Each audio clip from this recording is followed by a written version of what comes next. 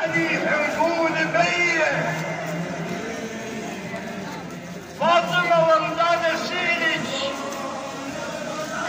فاطمة وردان سيلج، انت كم مرة ولدتي؟ انت ما مولودة مرة استنتجت انا بصف انتي. ام محمد صرتي مرة، ومرة ام حسين صرتي، ومرة ام الدنيا كلها. احلى البشر حجا خلقتي، وانتي ام هاي المجالس ماكو مجلس ما حضرتي. انتي كم مرة ولدتي؟